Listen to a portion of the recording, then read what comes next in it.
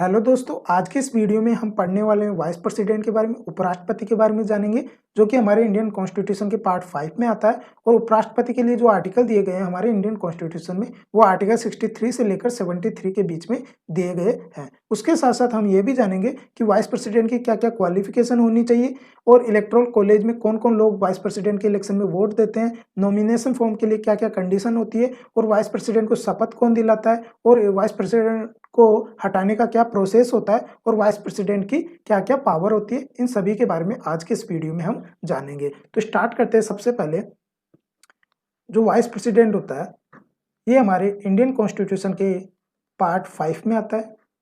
Part 5 में जो article दिए गए हैं हमारे वाइस प्रेसिडेंट के लिए, वो आर्टिकल 63 से लेकर 73 के बीच में उपराष्ट्रपति के बारे में दिया गया है इंडियन कॉन्स्टिट्यूशन में।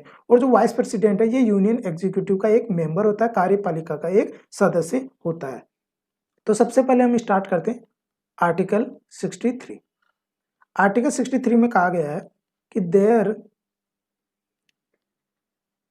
Shell be a vice president of India.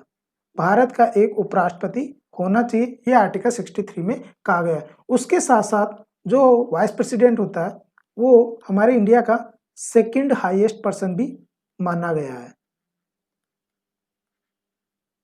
जो फर्स्ट हाईएस्ट पर्सन माना गया है वो राष्ट्रपति को माना गया है, और वाइस प्रेसिडेंट को सेकंड हाईएस्ट पर्सन माना गया है।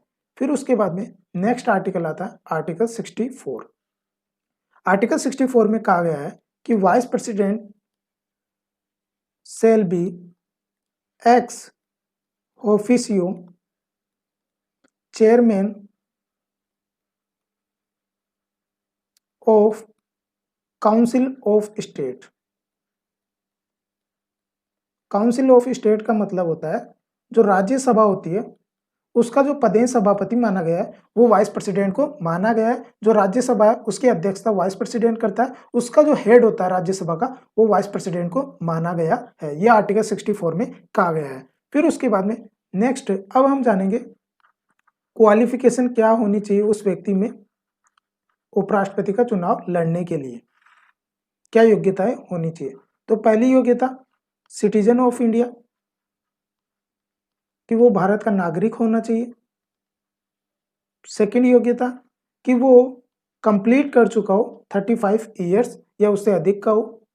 थर्ड जो योग्यता होती है वो होती है कि वो व्यक्ति is a qualified for election as a member of Rajya Sabha.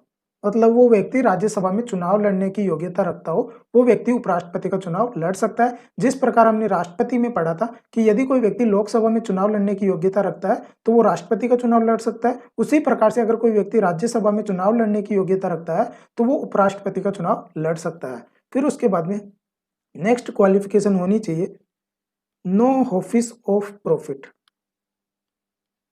मतलब वो व्यक्ति किसी भी लाभकारी पद पे काम करते हुए उपराष्ट्रपति का चुनाव नहीं लड़ सकता है। जो जितनी भी जो गवर्नमेंट जॉब होती है उसे लाभकारी पद के अंतर्गत माना गया है। यदि आप किसी गवर्नमेंट जॉब में काम कर रहे हो तो उस दौरान आप उपराष्ट्रपति का चुनाव नहीं लड़ सकते हो। अगर उपराष्ट्रपति का अगर आपको चुनाव लड़ना है तो उसके लिए आपको अपनी गवर्नमेंट जॉब छोड़नी होगी, क्योंकि वो लाभकारी पद के अंतर्गत आती है। अगर हम जाने कि कौन कौन से पद लाभकारी पद के अंतर्गत नहीं आते हैं, तो वो होता है प्रेसिडेंट का जो पद होता है वो लाभकारी पद के अंतर्गत नहीं आता है। वाइस प्रेसिडेंट का पद, और जो जितनी भी जो मिनिस्टर ऑफ काउंसिल के अगर कोई मेंबर होता है तो वो लाभकारी पद के अंतर्गत नहीं आता है। ये ऐसे व्यक्ति हैं president, vice president, minister of council, ये वाइस प्रेसिडेंट के इलेक्शन में पार्टिसिपेट कर सकते हैं। उसके बाद में अब हम यहाँ पर जानेंगे वाइस प्रेसिडेंट के इलेक्टोरल कॉलेज के बारे में, कि वाइस प्रेसिडेंट के इलेक्शन में कौन कौन लोग वोट देते हैं। तो जो इलेक्टेड मेंबर होते हैं प्लस जो नॉमिनेटेड जो मेंबर होते हैं, जो निर्वाचित और जो मनोनीत जो व्यक्ति होते हैं, सदस्य होते हैं लोकसभा प्लस राज्यसभा के, ये सभी व्यक्ति यहाँ पे वोट देते हैं। जबकि हमने राष्ट्रपति के इलेक्शन में पढ़ा था कि वहां पे नॉमिनेटेड मेंबर वोट नहीं देते हैं राज्यसभा के, लेकिन यहाँ पे उपराष्ट्रपति के चुनाव में दोनों मेंबर यहाँ पे वोट देते हैं, इलेक्टेड और नॉमिनेटेड। फिर उसके बाद में अगर हम बात करें कि क्या स्टेट के जो एमएलए हैं, तो विधानसभा के जो विधायक है, क्या वो वोट देते हैं? तो यहाँ पे वोट नहीं देते हैं उपराष्ट्रपति के चुनाव में, जबकि ये व्यक्ति एमएलए राष्ट्रपति के चुनाव में वोट देते हैं। फिर अगर हम यहाँ पे समझें कि यदि मान लो उपराष्ट्रपति के इलेक्शन में अगर किसी भी प्रकार का अगर डिस्प्यूट होता है, मतलब अगर रिजल्ट में किसी भी प्रकार से अगर कोई गलती होती है, तो उसका रिव्यू कौन करता है? तो सुप्रीम कोर्ट उसका रिव्यू करती है अगर इलेक्शन में किसी भी प्रकार का डिस्प्यूट होता है। फिर उसके बाद में जो उपराष्ट्रपति का जो इलेक्शन होता है, उस इलेक्शन का जो रिजल्ट निकाला जाता है, जो फाइनल रिजल्ट निकाला जाता है, वो किस प्रणाली का यूज करके निकाला जाता है? तो वो सिंगल ट्रांसफरेबल वोट सिस्टम का यूज करके उपराष्ट्रपति के चुनाव का रिजल्ट निकाला जाता है, सिंगल ट्रांसफरेबल वोट सिस्टम का यूज करके। इसको मैंने जो राष्ट्रपति का जो मैंने वीडियो बनाया है, प्रीवियस वीडियो, उसमें मैंने अच्छे से एक्सप्लेन किया है। उस वीडियो का लिंक मैंने आपको आई बटन पे भी दे दिया है और उसके साथ साथ इस वीडियो के डिस्क्रिप्शन में भी दे दूंगा। आप वहां पर जाके इसको अच्छे से समझ सकते हो, सिंगल ट्रांसफरेबल वोट सिस्टम क्या होता है। फिर अगर हम बात करें नेक्स्ट वाइस प्रेसिडेंट के बारे में, कि वाइस प्रेसिडेंट के नॉमिनेशन जो फॉर्म होता है,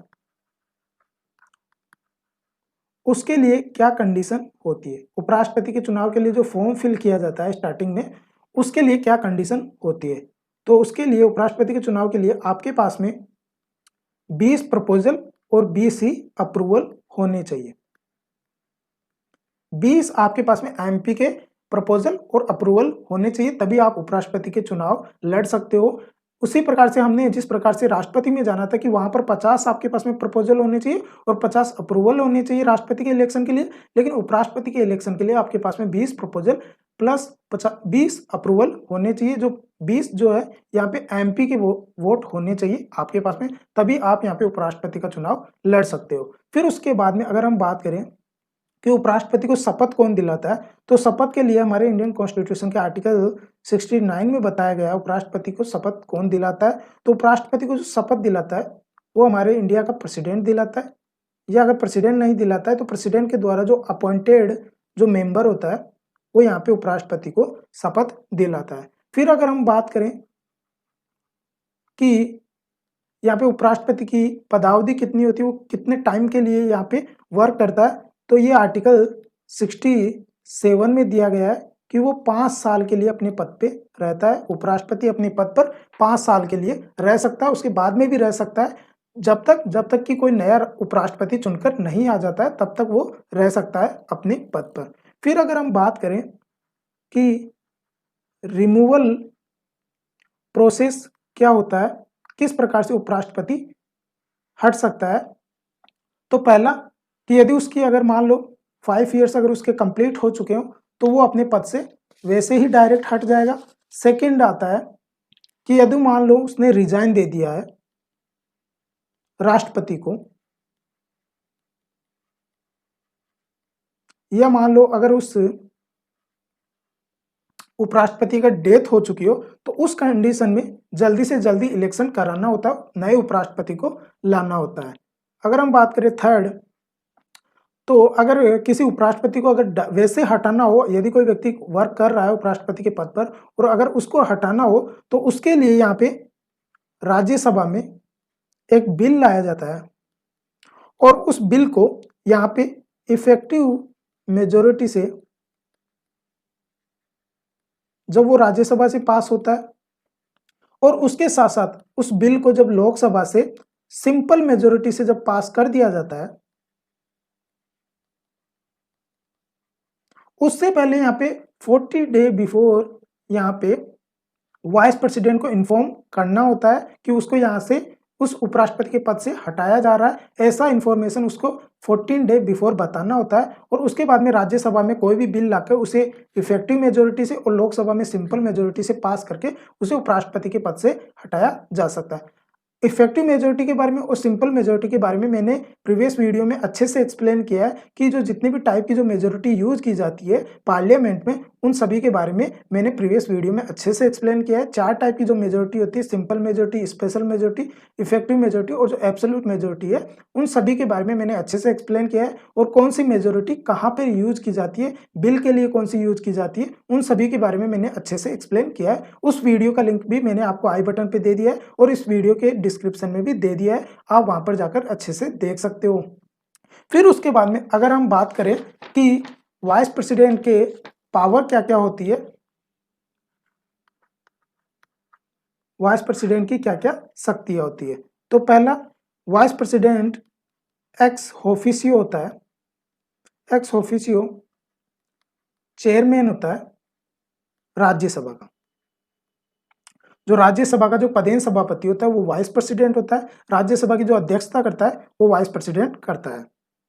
फिर उसके बाद में अगर हम बात करें कि वाइस प्रेसिडेंट की जो पावर होती है वो सिमिलर होती है जो स्पीकर होता है लोकसभा का, उसके समान इसकी शक्तियां होती है वाइस प्रेसिडेंट की। फिर उसके बाद में नेक्स्ट जो पावर होती है वाइस प्रेसिडेंट के बारे में वो होती है कि वो act as a president, president के पद पर रह सकता है अगर मान लो प्रेसिडेंट का पद रिक्त हो ड्यूरिंग वैकेंसीज, या मान लो किसी राष्ट्रपति की मान लो बीच में डेथ हो चुकी हो, तो उस टाइम पे हमारा जो वाइस प्रेसिडेंट उसको प्रेसिडेंट बना दिया जाता है और उस केवल 6 महीने के लिए ही बनाया जाता है। उसके बीच में इलेक्शन कराकर नया राष्ट्रपति लाना होता है। इस 6 महीने के लिए हमारा जो उपराष्ट्रपति है वो राष्ट्रपति बन सकता है, ये उसके पास में ऐसा पावर होता है। फिर अगर हम बात करें सैलरी की कि उपराष्ट्रपति को सैलरी कितनी मिलती है, तो जो सैलरी थी वो पहले 1.25 लाख थी, इसे 2018 में बढ़ा के 4 लाख रुपए पर मंथ कर दी गई है। फिर अगर हम बात करें कि पेंशन कितनी होती है वाइस प्रेसिडेंट की, तो जो पेंशन होती है वो 50% ऑफ सैलरी होती है। जितनी सैलरी मिलती है उसका 50% उसकी पेंशन होती है उपराष्ट्रपति की। अगर हम कंपेयर करें जो अमेरिका का जो वाइस प्रेसिडेंट होता है और एक होता है इंडिया का वाइस प्रेसिडेंट, इन दोनों में क्या डिफरेंस होता है, तो इंडिया में क्या होता है, मान लो किसी प्रेसिडेंट की बीच में मान लो उसने रिजाइन दे दिया या उसकी डेथ हो जाती है, तो जो प्रेसिडेंट बनता है, जो नेक्स्ट प्रेसिडेंट जो बनाया जाता है उस कंडीशन में वो वाइस प्रेसिडेंट को बनाया जाता है। और कितने दिनों के लिए बनाया जाता है, केवल 6 महीने के लिए यहाँ पे बनाया जाता है वाइस प्रेसिडेंट को प्रेसिडेंट, और इस 6 महीने के दौरान नया इलेक्शन करके नया राष्ट्रपति को लाया जाता है। जबकि अमेरिका में ऐसा नहीं होता। अगर मान लो किसी प्रेसिडेंट की अगर मान लो किसी कारणवश रिजाइन दे दिया जाता है या अगर मान लो उसकी डेथ हो जाती है, तो उस पद को जो उसका कार्यकाल है 5 साल का, उसको जो पूरा करता है वो वाइस प्रेसिडेंट करता है। चाहे वो जो प्रेसिडेंट है वो मान लो 2 साल की पदावधि करके अगर मर चुका है, तो उसके जो 3 साल का जो कार्यकाल बचा है वो कंप्लीट वाइस प्रेसिडेंट करता है। जबकि यहाँ पे ऐसा नहीं होता, वो अप टू 6 मंथ तक ही प्रेसिडेंट के पद पर रह सकता है उपराष्ट्रपति। तो ये दोनों में डिफरेंस होता है अमेरिका के उपराष्ट्रपति में और इंडिया के उपराष्ट्रपति में। तो होपफुली आपको ये वीडियो अच्छा लगा होगा। अगर वीडियो अच्छा लगा तो इस वीडियो को आप लाइक कर सकते हो और चैनल पे नए हो तो चैनल को सब्सक्राइब जरूर से कर लेना।